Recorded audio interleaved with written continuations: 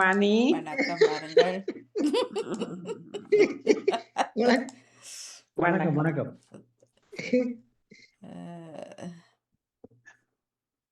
எனக்கு பொறுத்த நேரத்துல டக்குன்னு மாறிட்டேன். எல்லோருக்கும் வணக்கம். நான் வெள்ளனை வந்து சைன் வச்சுட்டேன். அப்ப உங்களை கூப்பிட்டு கொண்டு அர்த்தம். வெள்ளனை வந்து சைன் வச்சுட்டேன். கடைசி மட்டும் இருக்காம என்ன இடையிட கூப்பிட்டு விட்டுருங்க. சரி, ராஜினி அக்கா முதல்ல கூப்பிட்டு அந்த மண்டக்கா. அது தெரியும். சரி, அன்பான உறவுகள் அனைவருக்கும் இனிதான புதன் பரப்பின் மகிழ்வான காலை உற்சாக வணக்கம் வணக்கம் வணக்கம். இந்த நாள் இனிய நாளாக அமைய இந்த நொடி வரைக்கும் எங்களுடன் பேச ஆரோக்கியத்தில் உட்கார வைத்த கடவுளுக்கு மரவாத நல்லதன பயந்து என்று அனைத்து நல்ல தினங்களையும் கொண்டாடி கொண்டிருக்கும் எல்லோருக்குமே இனிதான வாழ்த்துக்களையும் கூறியபடியே 29 கண்டகண்ட ஓடிவிட்டது. இந்த மாதமும் நாளையுடன் இந்த மாதம் நிறைவுக்கு வருகின்றது. ஆகவே எதுவாக இருந்தாலும் சந்தோஷமான நாட்களாக அமைய பெற்றிருக்கின்றது இருந்தது. இனியும் வரும் நாட்கள் சிறப்பாக அமையும் வாழ்த்துக்களை இட்டபடியே 29/4/2026 மற்றும் ஒரு புதன் காலை நேரலை பொழுதோடு இணைந்திருக்கின்றோம். முதலில் ஆரம்பமாகின்றது மும்மத சிந்தனை நேரம் தொகுப்படுத்தாமல் இருக்க. அதனை தொடர்ந்து வருகின்றது யோகாசன பயிற்சி. இன்று 101ஆக வருகின்றது எங்கள் பக்கமாக. அதனை தொடர்ந்து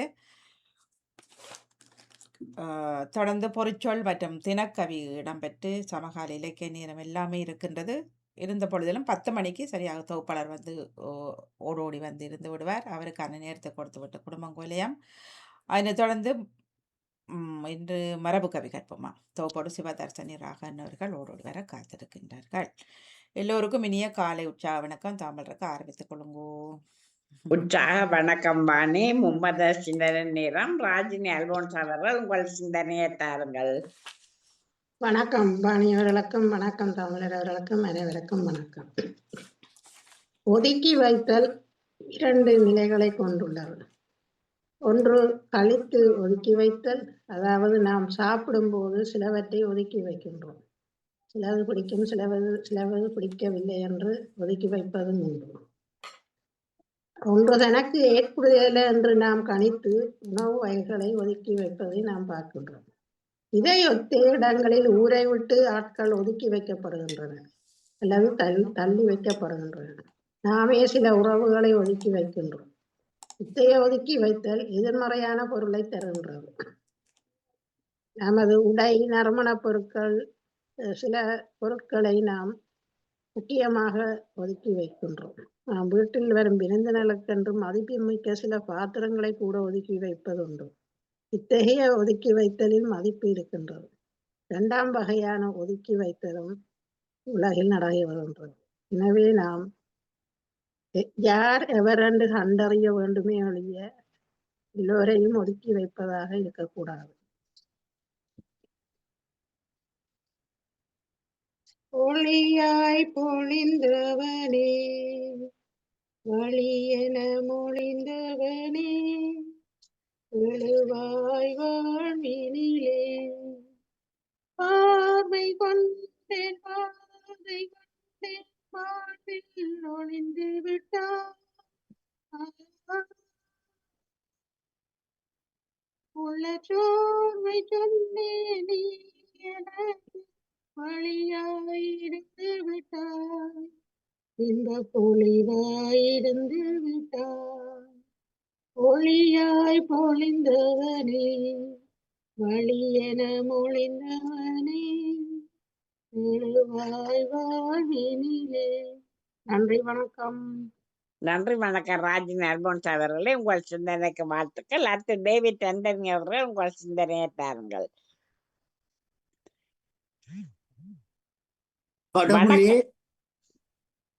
கடவுளே மக்களினத்தார் உம்மை போற்றி புகழ்வார்களாக என்கின்றது திருப்பாடல் 67. பிதாச்சுதன் தூயாவியின் பேராலே ஆமேன். இறை புகழ்ச்சி உமக்கே. அன்பு பாமுகம் உறவுகட்கே எனது காலை வணக்கம். உங்கள் குடும்பநல உற்சாகத்திற்காக இறைவனை பிரார்த்தித்து பாமுக உறவுகட்கு காலை வணக்கம் கூறி கிறிஸ்தவ நற்சிந்தனை வழங்குபவர் பிரான்சில் இருந்து டேவிட்.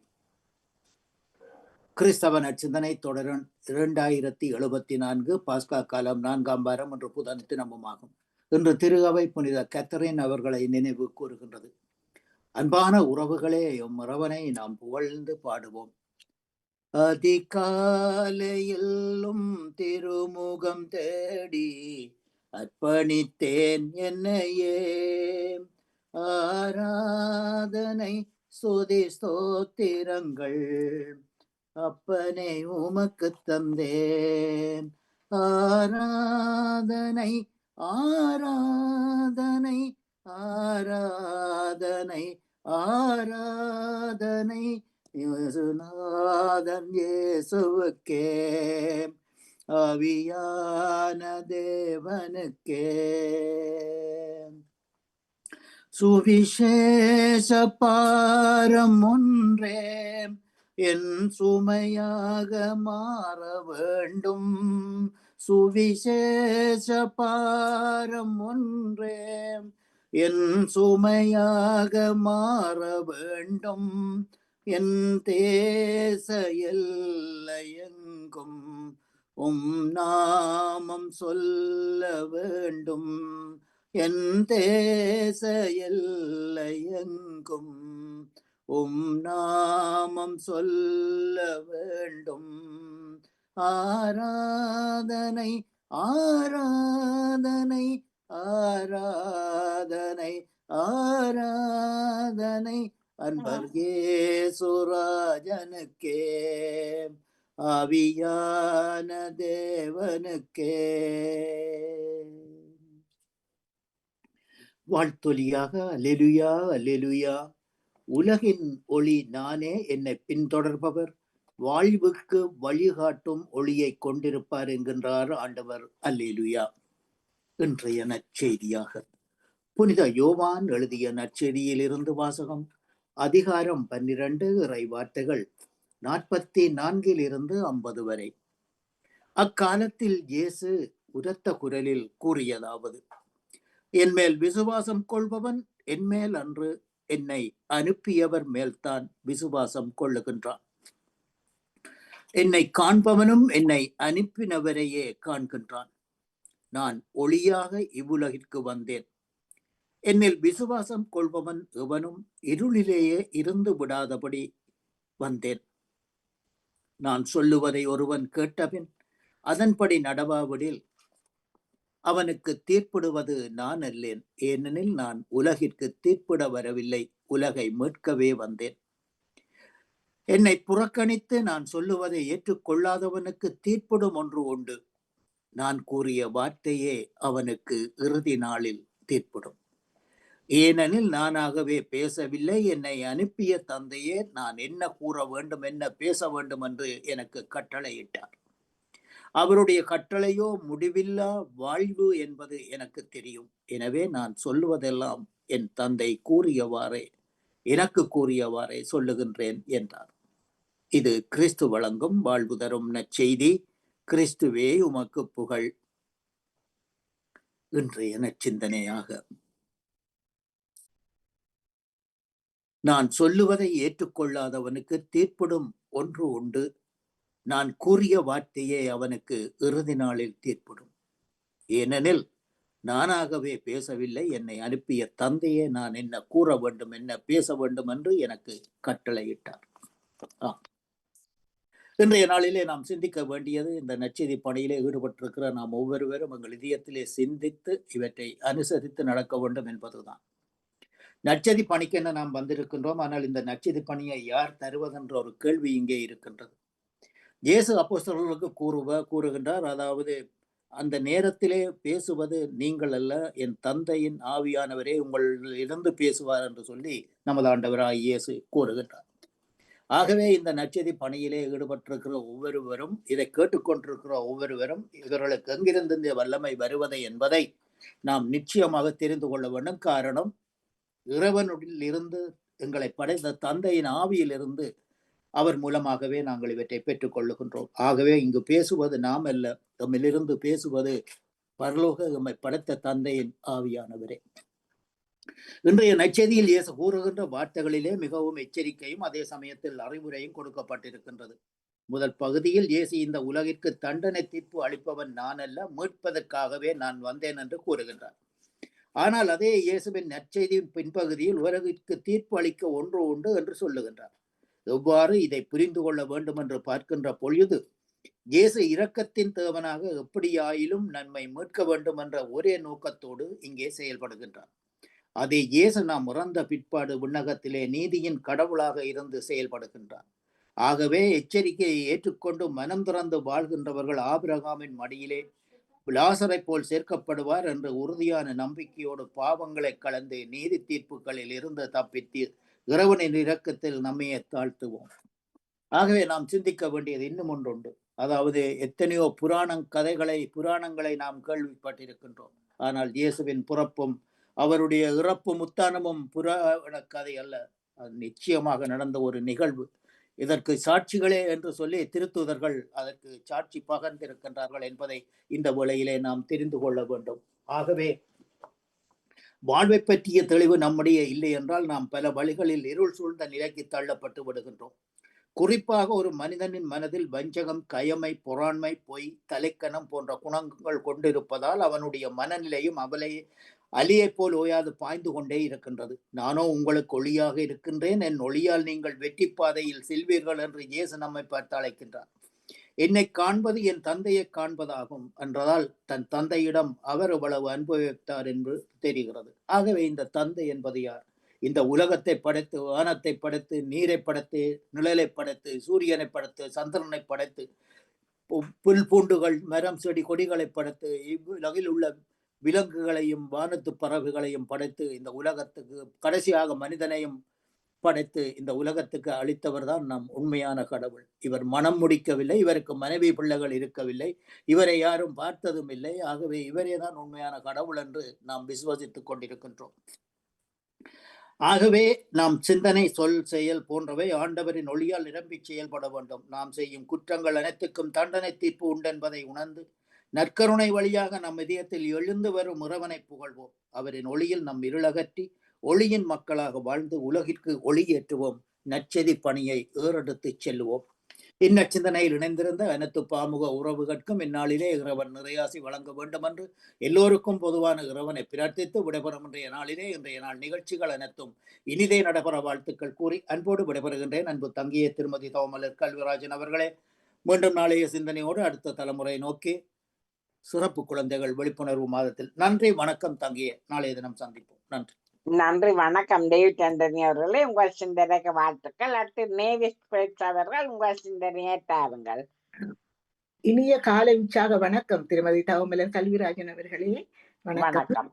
பாமுக உறவுகளுக்கும் திருமதி நடாமுகன் வாணிமுகன் அவர்களுக்கும் நச்சிந்தனை வழங்கியவர்களுக்கும் வழங்க இருப்பவர்களுக்கும் கேட்டுக்கொண்டிருக்கும் உறவுகளுக்கும் என்னுடைய இனிமையான காலை வணக்கத்தை கூறிக்கொண்டு அமைதியான இந்த நாளை எங்களுக்கு தந்த இறைவனை வாழ்த்தி போற்றி வணங்கிக் கொண்டு என்னுடைய நச்சிந்தனை தொடர் என்று 1991 என்றும் கூறிக்கொண்டு இன்றைய இறை வார்த்தையின் சிந்தனையாக, கடவுளே எம்மீது இறங்கி எமக்கு ஆசீர் வழங்கும் என்கின்றது இன்றைய திருப்பாடல். கடவுளின் ஆசீரை பெற எதற்கு இரக்கம்? ஆசீர்வாதத்திற்கும் இரக்கத்திற்கும் என்ன தொடர்பு என்ற கேள்விகள் எழலாம். இறை ஆசீரை பெற வேண்டும் என்றால் கடவுளின் இரக்கத்தை நாம் கண்டிப்பாக பெற்றிருக்க வேண்டும். ஏனெனில் பாவப்பிடியில் இருக்கும் நாம் கடவுளின் ஆசீரை பெற தகுதியற்றவர்கள். கடவுளின் ஆசீர் என்பது புனித தன்மை நிறைந்தது. கடவுளின் இரக்கம் நம்மோடு இருக்கும் போது மட்டும்தான் அவரது அருளை நாம் பெற்றுக்கொள்ள முடியும். கடவுளின் ஆசீரை பெற வேண்டுமானால் நம்மை நாம் முழுமையாக கடவுளிடம் ஒப்படைக்க வேண்டும். இரக்கம் மிகுந்த கடவுளிடத்தில் நம்மை முழுமையாக கையளித்தால் அவரின் அன்பு நம்மீது எப்போதும் இருக்கும். அதற்கு முதலில் நாம் கடவுளை அறிந்து கொள்ள வேண்டும். கிறிஸ்துவுக்கு பின் 18ஆம் நூற்றாண்டில் இறையியல் அறிஞர் ஒருவர் கிறிஸ்தவ விசுவாசத்தை முழுமையாக அறிந்து கொள்ள மறைக்கல்வி நூல் ஒன்றை எழுதினார். பாமர மக்களும் எளிதாக புரிந்து கொள்ளும் வகையில் அது எழுதப்பட்டு இருந்தது. கிறிஸ்தவ விசுவாசத்தை அறிந்தும் செயல்படுத்தாமல் வாழ்பவர்களுக்கு என்ன நேரிடும் என்ற கேள்வி எழ அதற்கான பதிலாக கடவுளின் கோபத்துக்கு ஆளாக நேரிடும் என்று சொல்லப்பட்டது. உண்மைதான். கிறிஸ்துவை அறிய வாய்ப்புகள் இருந்தாலும் அதை ஒரு பொருட்டாக எடுக்கவில்லை என்றால் அதற்கான விளைவுகளை நாம் சந்தித்தே ஆக வேண்டும். இன்று இயேசுவை பற்றி அறிந்து கொள்ள பல வாய்ப்புகள் தரப்பட்டிருக்கின்றது.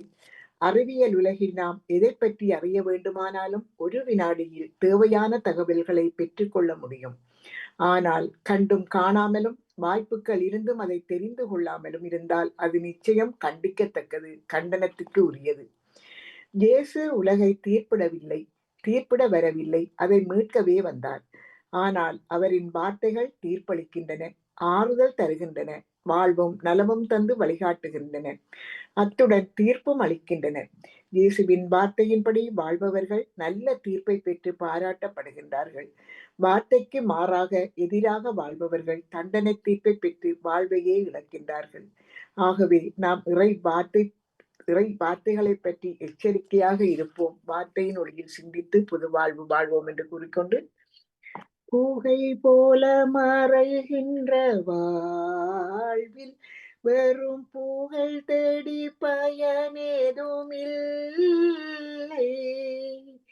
புகை போல மறைகின்ற வாழ்வில் வெறும் புகழ் தேடி பயனொன்றும் இல்லை.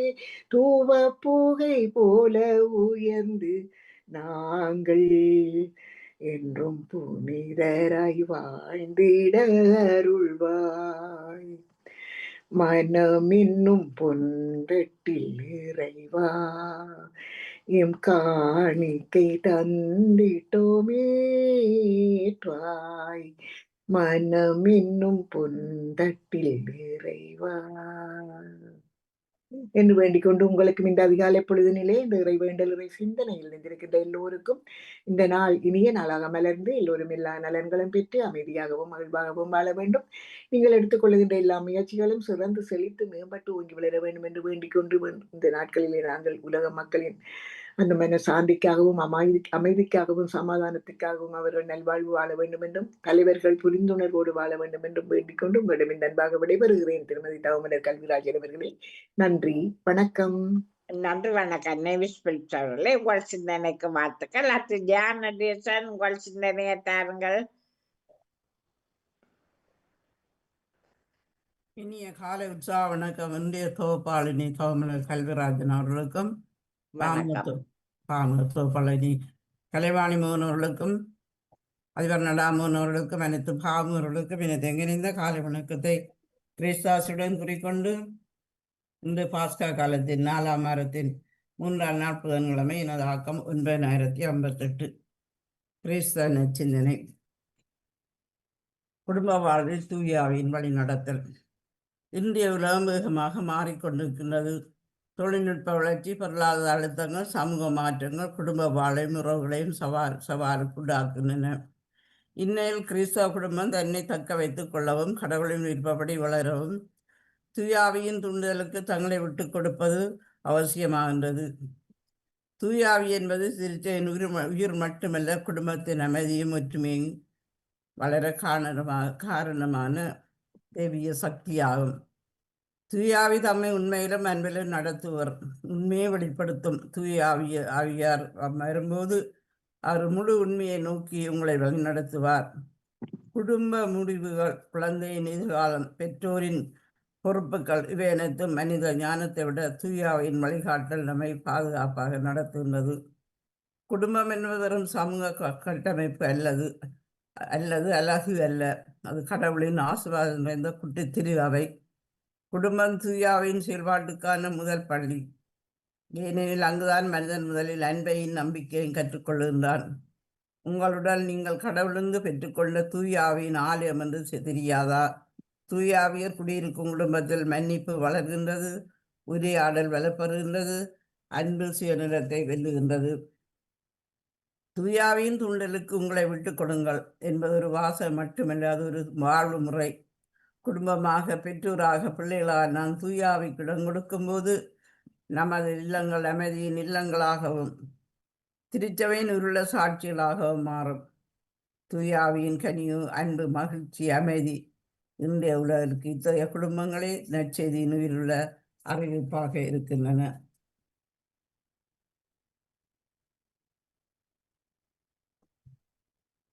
ஆர்ப்பரித்து மகிழுங்கள், ஆண்டவர் சிறந்தவர், மேன்மையோடு விளங்குகிறவர், அவரை போற்றி வாழ்த்துங்கள். ஆண்டவருக்கு இறைவனுக்கு நன்றி கூறி புகழ் பாமைத்து பாடுங்கள். ஏனெனில் அவர் மாட்சி மிக்க செயல் பலவும் புரிந்துள்ளார். ஆர்ப்பரித்து மகிழுங்கள், ஆண்டவர் சிறந்தவர். நன்றி, வணக்கம். தாமரை கல்விராஜன் அவர்கள். நன்றி, வணக்கம். ஜானடிசன் அவர்களே, உங்கள் சிந்தனைக்கு வாழ்த்துக்கள். அண்ணா பாலமுரளி அவர்கள் உங்கள் சிந்தனையை தாருங்கள்.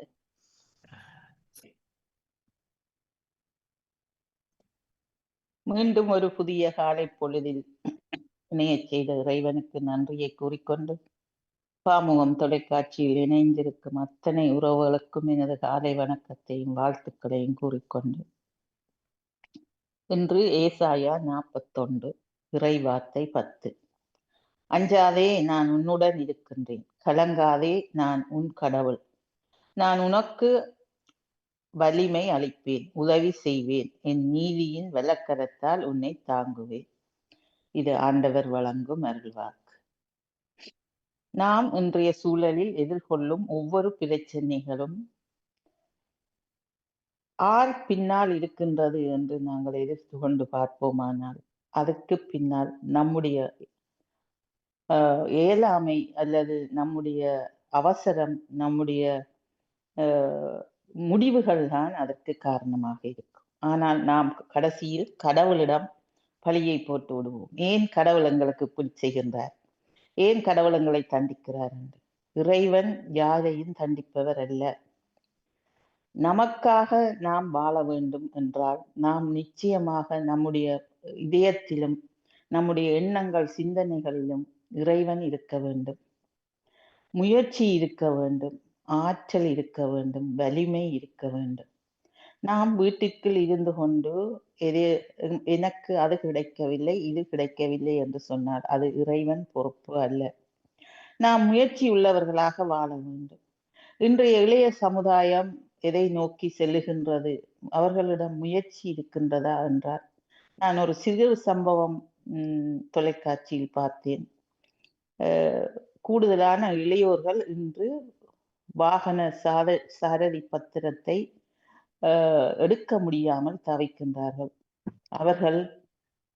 அவர்களுடைய முயற்சி போதாமை இருக்கின்றது. அவர்கள் அந்த வாகன சாரதி பத்திரத்திற்குரிய கேள்வி பதில்களையே சரியாக செய்ய முடியாமல் இருக்கின்றது. இதற்கு காரணம் என்னவென்றால் இந்த இணையதளங்கள் தான். இணையதளங்களுக்குள் இந்த இளைஞர்கள் பூந்து அதற்குள் அவர்கள் வாழ்ந்து கொண்டிருக்கின்றார்கள். அதோடு வாழ்ந்து கொண்டிருக்கிறதால் அவர்களால் மற்ற எது முயற்சியும் எடுக்கவில்லை. இதற்கு இறைவன் காரணம் இல்லை. இறைவன் காரணம் என்று நாங்கள் நினைப்போமானால் அது எங்களுடைய முட்டாள்தனமாக இருக்கும். இறைவன் எங்களுக்கு எல்லாவற்றையும் கொடுத்திருக்கின்றார். ஆற்றலை கொடுத்திருக்கின்றார், அறிவை கொடுத்திருக்கிறார், வல்லமையை கொடுத்திருக்கின்றார், நல்ல கால நேரத்தை கொடுத்திருக்கின்றார். நாங்கள் அதை பயன்படுத்துவதில்லை. பயன்படுத்தாமல் விட்டு இறைவனை நாங்கள் குறை சொல்லி கொண்டிருக்கின்றோம். வீட்டுக்கு இருந்து கொண்டு பணம் வரும், எனக்கு அரிசி வரும், நான் சமைப்போம் என்றால் அது நிச்சயமாக கிடைக்காது. முயற்சி செய்ய வேண்டும். நாங்கள் உழைக்க போனால்தான் பணம் வரும். அதை போல் விதைத்தால்தான் அரிசியை அறுவடை செய்ய முடியும். ஆகவே நாம் முயற்சி உள்ளவர்களாகவும் நாம் எங்களுடைய முயற்சி தேவையில்லாத விஷயங்களுக்கு போகாமல் நல்ல ஒழுக்கமான விஷயத்தில் எங்களுக்கு போக வேண்டும். இறைவன் எங்களை அதற்குத்தான் கூப்பிடுகின்றார், வாருங்கள் என் பின்னால் வாருங்கள் என்று. நாம் அவர் பின்னால் போனால், அவரோடு சேர்ந்திருந்தால், அவரோடு சேர்ந்து வாழ்ந்தால், அவருக்குள் இருந்தால் நிச்சயமாக எங்களுடைய வாழ்வை ஒளிமயமானதாக இருக்கும் என்று கூறி இந்த நாளை தந்த இறைவனுக்கு நன்றியை கூறிக்கொண்டு இயேசுக்கே புகழ், இயேசுக்கே நன்றி, மரியே வாழ்க. நன்றி, வணக்கம். நன்றி, வணக்கம். பாலமுரளி அவர்களே, உங்கள் சிந்தனைக்கு வாழ்த்துக்கள். அடுத்த பாலன் வீரப்பிள்ளை அவர்கள் உங்கள் சிந்தனையை தாருங்கள்.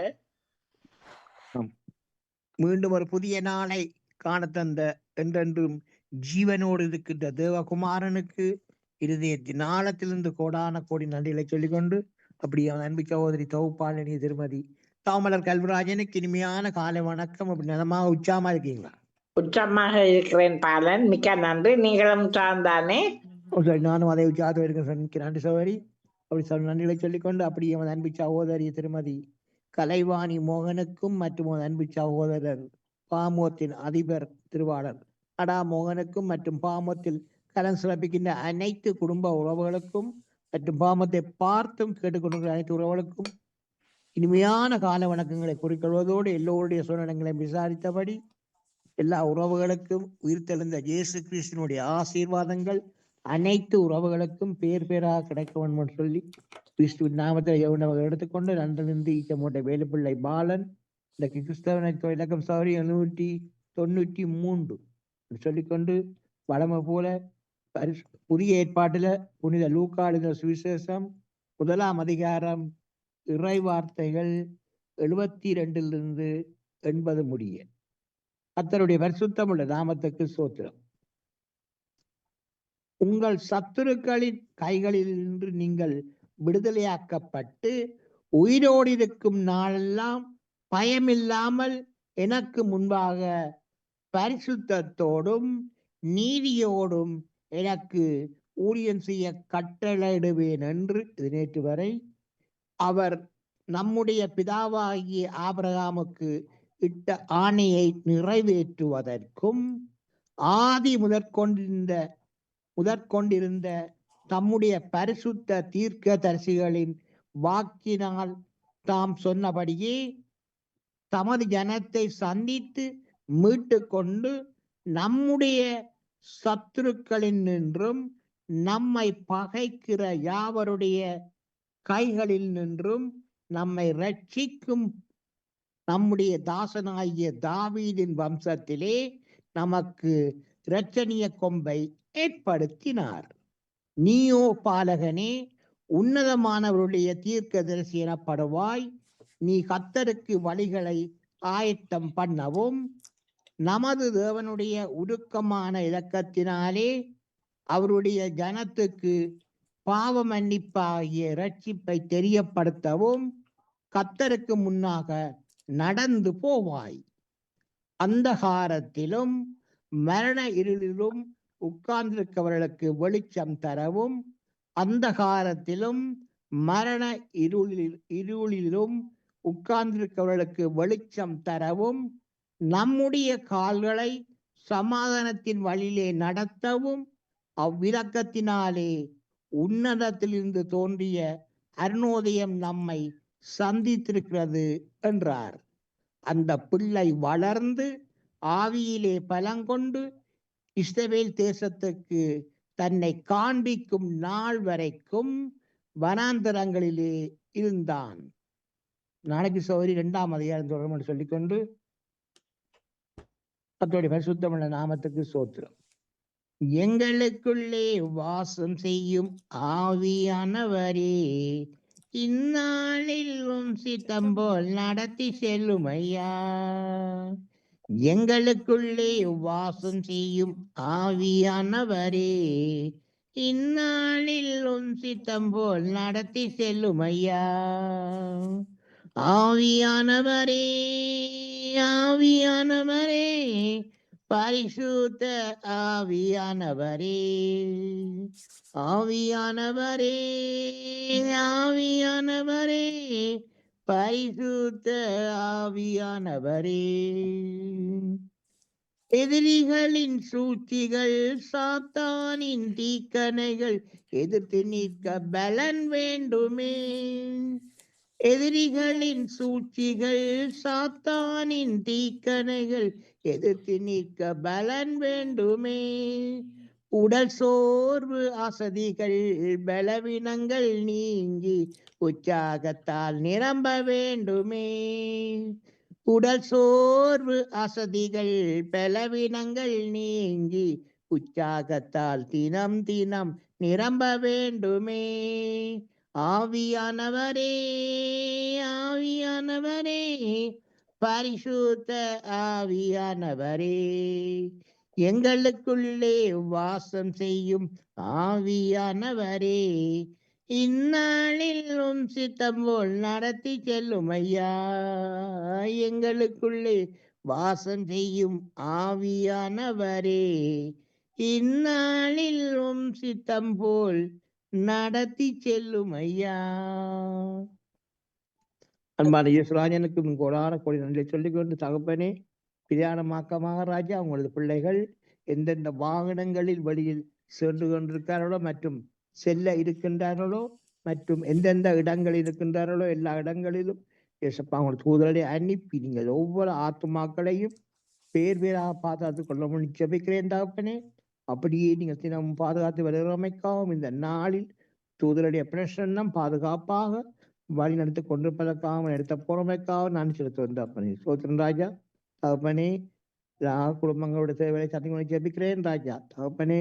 குடும்பங்களுக்குள்ள கணவன் மனைவிக்குள்ள பிள்ளைகளுக்குள்ள குடும்ப உறவுகளுக்குள்ள குழப்பங்களை திறந்தினம் கொண்டு வர பரம்பரையான சாபங்கள் மந்திர சூனிய சேவின கட்டுக்கள் யாவற்றையும் உயிர் தெழுந்த இயேசு கிறிஸ்துவின் நாமத்தினால கட்டி அப்புறப்படுத்துகிறேன். சோத்திரம் தகப்பனே.